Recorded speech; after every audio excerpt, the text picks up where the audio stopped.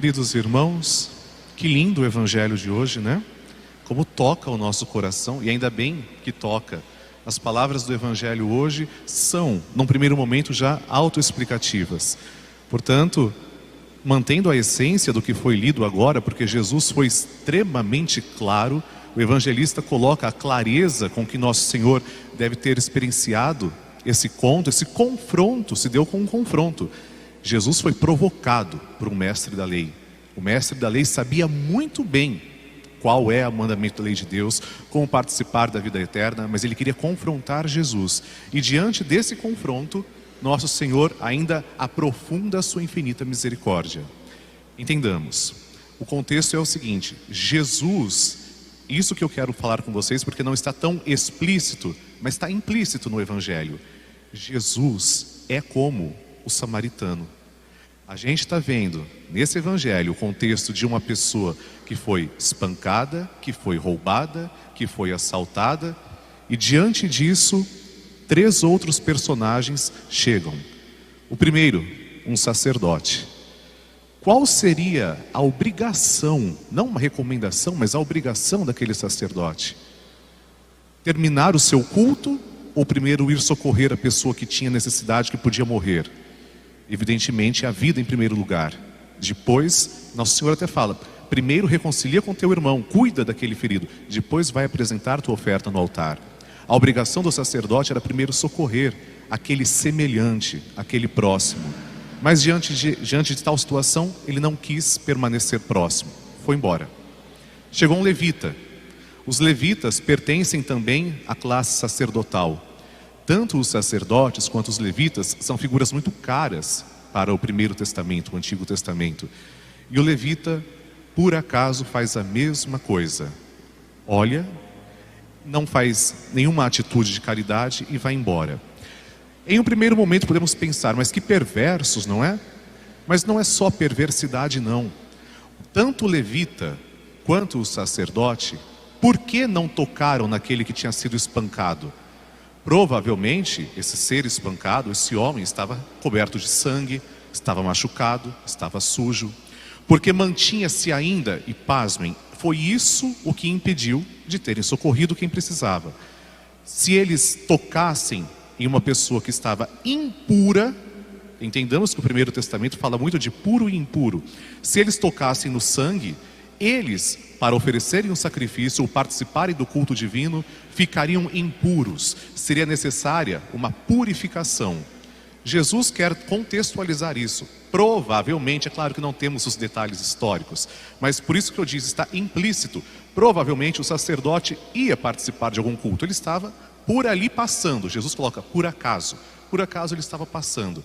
Se ele tivesse compaixão, ele tocaria naquele ferido, ele derramaria óleo, vinho, faria tudo o que fosse necessário e cumpriria a misericórdia de Deus. Primeiro cuida do teu irmão que está sofrendo, só depois vai para o altar, só depois você oferece o teu sacrifício. Mas o medo de se tornarem impuros falou mais alto do que a vida. Percebem a sutileza? Jesus é muito sutil e ao mesmo tempo profundo. Quantos de nós também, em nome de, muitas vezes, falsas tradições, falsa até, não levem a mal. Não estou dizendo que nós fazemos isso, estou dizendo a nossa sociedade. E serve para cada um de nós respondermos com a nossa própria consciência com qual dos 3 personagens nos parecemos mais. Quantos de nós também buscamos desculpas para não ajudar quem precisa? Não é o caso, por exemplo, eu fico tão feliz, eu digo isso com muita satisfação, não é o caso dessa paróquia. Vocês, e é o que eu tenho acompanhado durante todo o tempo, vocês ajudam quem mais precisa. Vocês ajudam as pessoas a se alimentarem. Temos o nosso domingo solidário, temos a distribuição de cestas básicas para as pessoas que precisam. O que é mais importante, socorrer ou participar de um ato? Primeiro socorrer. E isso não é nem a igreja mesma quem diz por si só, isso é bíblico. E vocês ajudam as pessoas que sofrem. Mas na nossa sociedade, essa é a grande pergunta. Será que nós nos parecemos mais com o sacerdote ou o levita que tiveram a mesma atitude? Não quiseram ficar impuros, ou seja, ficar puro ou não ficar puro falava mais alto do que socorrer uma vida. A pureza, para eles, era mais importante naquele instante do que socorrer uma pessoa, um irmão, um semelhante que podia morrer. É nesse mesmo contexto que o mestre da lei se aproxima de Jesus, quando ele faz a pergunta: quem é o meu próximo? Não é que ele não sabia a resposta. Vejam, o evangelista é muito claro nisso. Isso está explícito. Ele fez isso para tentar Jesus. Nós sabemos quem é o nosso próximo. O grande centro da reflexão, já quero adiantar para vocês, não devemos perguntar quem é o meu próximo, mas sim nos fazermos próximos. Fazermos-nos próximos das pessoas que precisam. Porque senão nós iremos agir como esse mesmo mestre da lei. Ele queria uma desculpa. Então, quem é o meu próximo? E aí eu quero que o Senhor me responda quem não é o meu próximo, para eu ficar liberado desse mandamento. Muito bem, eu tenho que amar a Deus sobre todas as coisas, tenho que amar o próximo como a mim mesmo. Entendi tudo isso, Jesus. E quem que eu estou dispensado de amar? Essa é a grande pergunta que está implícita. É isso que ele queria perguntar para Jesus. Esse era o desejo dele. E às vezes nós também temos um desejo semelhante. Eu sigo os 10 mandamentos, tudo certinho. E o que eu estou dispensado de fazer? O que eu não preciso fazer? Se eu faço isso, um checklist, muito bem. E o que eu estou dispensado? O que eu não preciso fazer? Vejam, Jesus ali mostra que mais do que fazer um checklist, do que ficar legalista, a lei do Senhor Deus, que está inclusive na primeira leitura, é dada por misericórdia, não para aprisionar ninguém. Aliás, Deus nos concede a sua lei porque nos ama, para não nos deixar abandonados à própria sorte, ao nosso próprio egoísmo, para não acharmos que nós somos autossuficientes. Não, nós precisamos de Deus em primeiro lugar, precisamos do outro. Aquilo que na sociologia foram descobrir só no século XIX, que o homem é um ser social, que o homem estabelece relações interpessoais, tudo isso que foi teorizado no século XIX, já tinha sido dito por Jesus, 18 séculos antes. O ser humano precisa do próximo, e o ser humano tem também muitas vezes uma tendência cruel de dizer que o próximo, não é da minha família, não compartilha dos mesmos ensinamentos que eu, não professa a mesma fé. Vejam, meus irmãos, isso de não professar a mesma fé, de querermos nos esquivar da obrigação de ajudar as pessoas, é perigoso. Vejam quem é que socorreu o próximo. O sacerdote e o levita, os dois pertencentes à classe sacerdotal, foram adiante. Quem é o samaritano? A gente tem que lembrar muito bem da figura dos samaritanos. Antes do reino ser dividido em duas partes, o reino de Israel, acontecido mais ou menos entre 730 a.C., tinha-se apenas um reino. Então, com os babilônios, com os caldeus, houve uma primeira invasão. O reino foi dividido entre norte e sul. O norte, primeiro, foi exilado. Essa parte do norte do reino de Israel tinha como capital a Samaria. E essa parte do norte, que foi exilada primeiro, ficou conhecida pelos judeus na história como pessoas impuras. Por quê?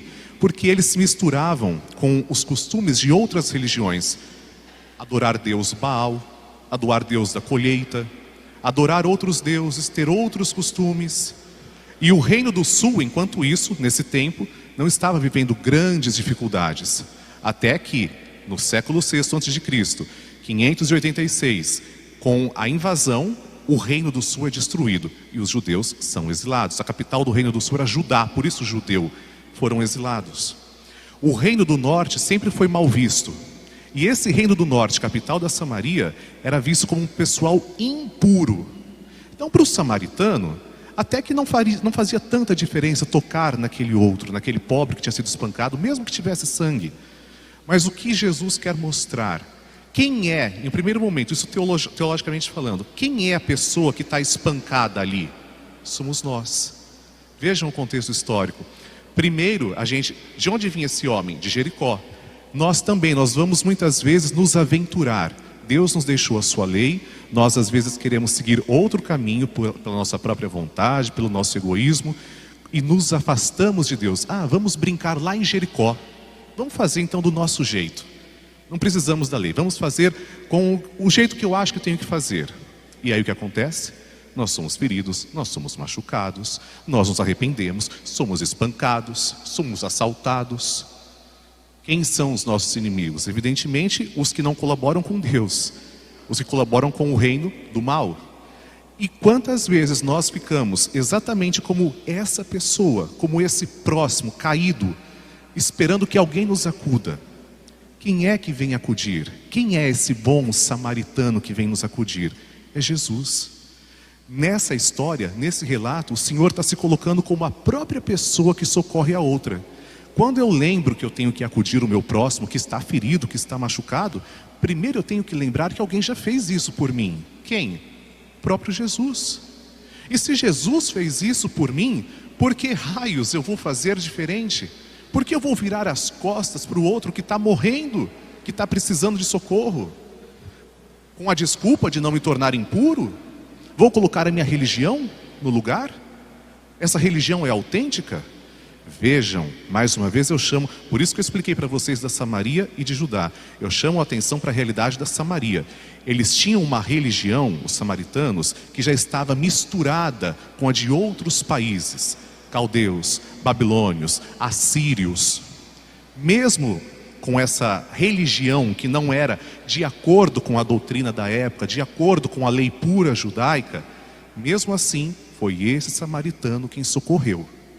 Não era aquela pessoa que praticava todos os preceitos certinhos, mas que passou adiante. Não.